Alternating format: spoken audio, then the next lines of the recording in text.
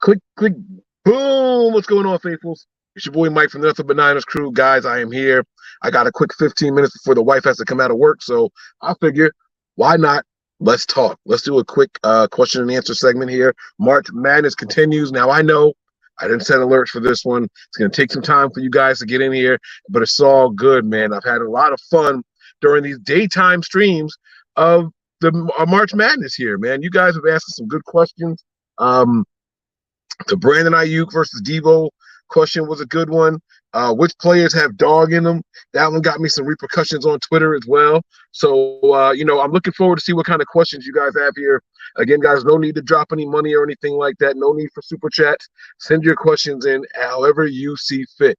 All right, type those questions into the live chat right now. Any questions you want to ask, doesn't have to be about sports at all. I am here for another 15 minutes, so let's have some fun, guys. Make sure you start typing and sending away, all right? Omar is the first one in here, man. He says, what's up, Mike? Should we trade Kinlaw? All right, so the answer in short is yes, should we, right? Like, yeah, this is a guy that can't stay healthy. He did play well in the Eagles game, at least I thought. There was that big run play that he got pushed way back to the left of the offense, and I know that stands out to a lot of people. But he bounced back pretty well, man. I thought he played. I thought he finished strong in that game. And Kinlaw is someone that his injuries, he hasn't actually been able to go through all the different training and all that stuff because he's always nursing something, right? So he's kind of still really, really raw. So let me be very clear at what I'm saying. Should we trade him? Yes, because the Niners aren't going to pick up his fifth-year option. We're going to end up losing him for nothing, right? Now, the flip side is, do you think that he's tapped his well? I don't think so at all. I think if he could find a way to stay healthy, and that's a big if, right? But if those knees can hold up, if his back is okay, if he can find a way to stay healthy, I think there's a lot more to Javon Kinlaw than what we've actually seen. Let him go through an entire offseason with training. Let him get ready the right way. And then all of a sudden, I think we might have something here. Now, there's a chance that he stays this whole year and he looks good. And then some team signs him for some decent money and we get a comp pick for him. That might be the Niners' plan overall. So in that sense, then I wouldn't trade him. Now, are there any takers right now for him? I don't think so. All right. So, Mike, what do you think of Kalia Davis this season? I think this is going to be the season that we see him, man. I think Davis he's got to come in and do some work. I think he's a guy that has to show up and show out. You know what I mean? He had an off season. He had a chance to sit back and chill. He had his red shirt season, and now it's time to go. Now it's time for him to come in here and keep it moving.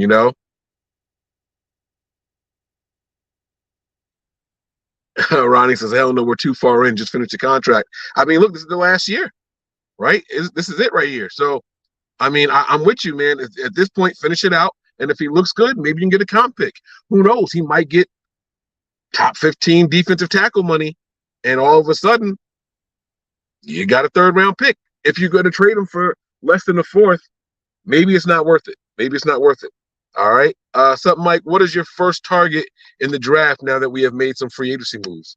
As of right now, the top priority might be safety.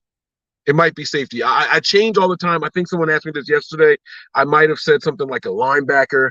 But I like our offensive line pieces. I want to see what those guys have. I'm not one of those people that just, I didn't see anything from this guy in one season, so he's no good, right? I don't write people off too quickly.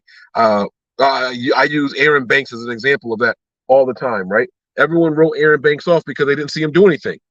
And I'm like, guys, we got to be patient. The Niners don't take a guy in the second round for nothing, right? They don't just take a guy in the second round and say, oh, well, he didn't do anything. We got to move on.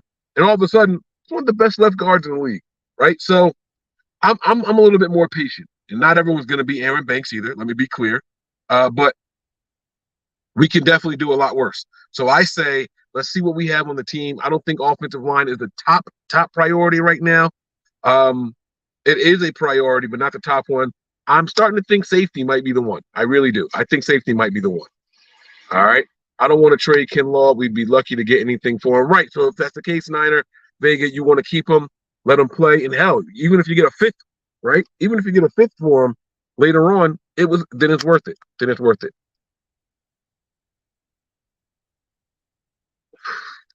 Matthew, thank you for the for the comment. He says, hi Mike from the UK. Thanks for all you and the other guys do on NBN. All the best. Go Niners. Not a question, but a really heartwarming comment here. Thank you very much, man. We appreciate the support. All right, we really, really do.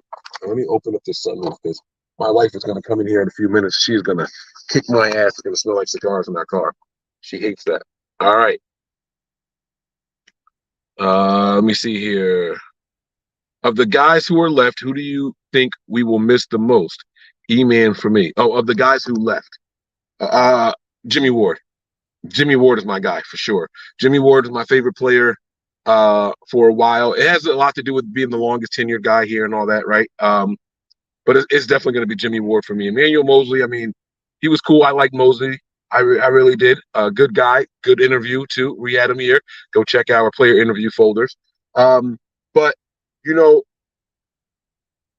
we played, 7-8 games a year with him. So, yeah, I'm going to go with trying to think of everybody who left. Yeah, I'm gonna go with Jimmy Ward. Big Jimmy Ward, man, absolutely. Ronnie, man, tell him again, bro. Hit that like button, man. Help Mike out. Let's go. Come on, man. Let's go. Do you want to draft 11 guys or move up? I think we can draft 11, move up, and move back. I do. I think if the right guy falls to you, you got to make a move for him. I do.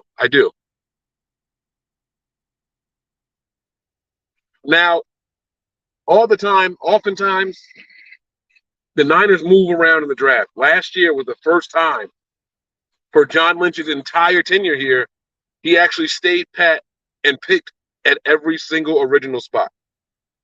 I don't think that happens 2 years in a row. So I'm inclined to think that we do some moving. Maybe we end up leaving the draft with 15. Right now, the roster's only at like 60-something players. That's a lot of guys to fill out to get to 90. Now, do you want to draft all those guys? Absolutely not, right? But you also don't want to like just have to take people just to take people. You want to really go out there and get some guys that you think could do something for you.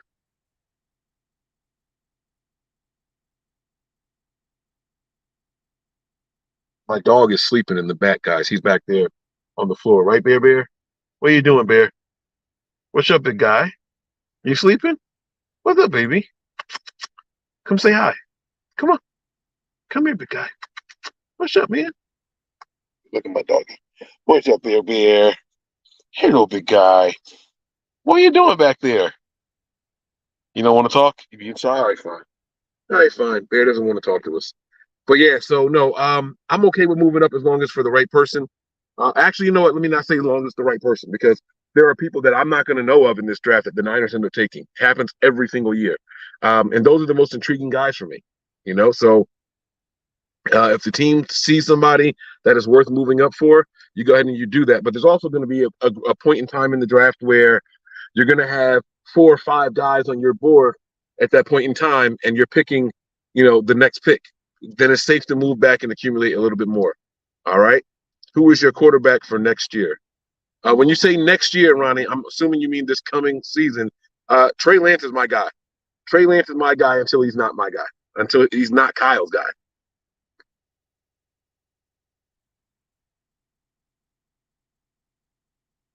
I sincerely hope that makes sense. Um, you know, I said something the other night. I thought it was pretty profound, right? Let me sit this down. Let me sit this down really quick. I said something that I thought was pretty profound in the sense of when's the last time a guy lost his job due to poor play here, right? Kyle doesn't just bench anybody, right? Think about this.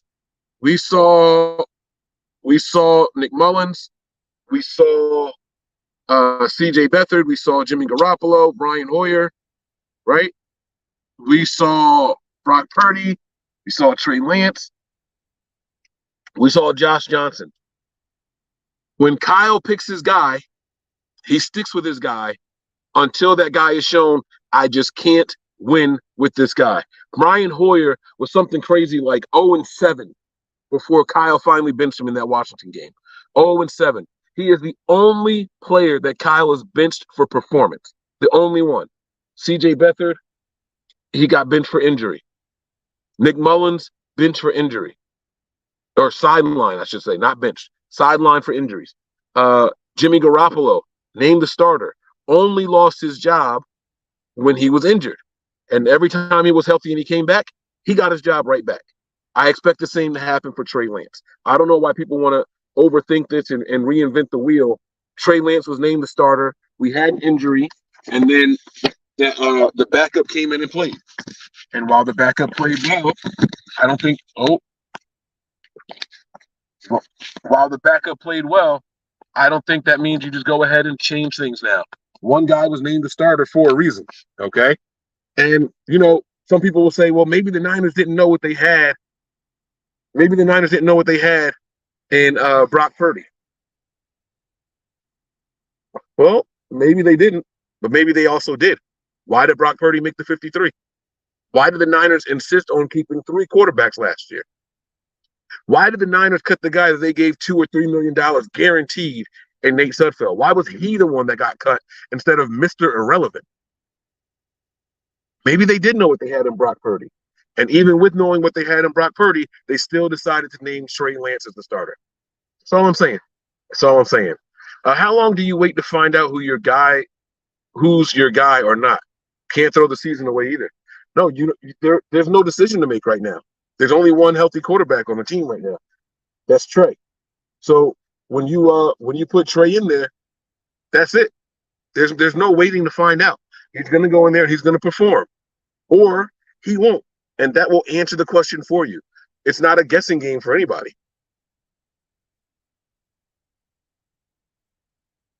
Oh, that's right. Sam is here now. I forgot about Sam Darnold. You were right.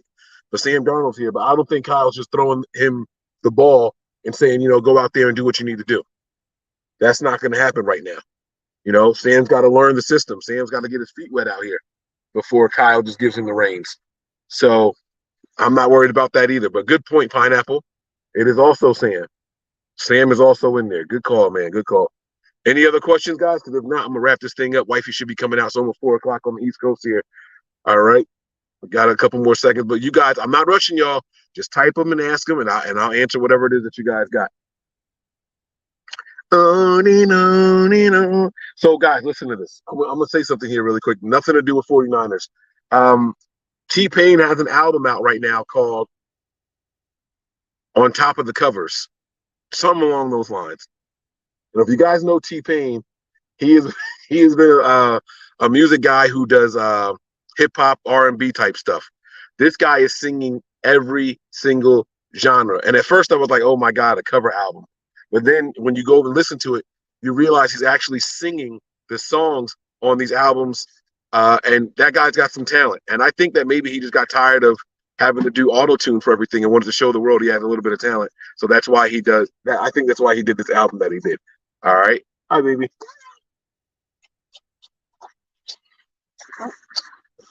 All right, guys, I'm going to do one more question here and then I'll get out of here. But make sure you guys go check that out. How you doing, Mike? I am well, Josh. Thank you very much for asking. I do appreciate that. And this one will be the last one right here. How heavy should we use CMC in the run game? CMC would be running back 1 until he's not. You're not paying this guy $12.5 million to use him sparingly. Absolutely not. When he's tired, sit down. Christian McCaffrey, have a seat. Elijah Mitchell, you come in, or whoever it is. But if he's healthy, if he's ready, he's willing, and he's ready to go, you let him go. There's no need to be sparing with him.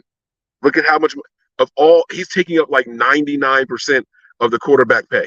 You use him. You use him. That's the way I feel about it. All right, guys, it's going to do it, man. We are here at about the 15-minute mark, so thank you all. I will see you all later on tonight, too, for another one of these segments, man. March Madness continues. I'll see y'all soon. Peace.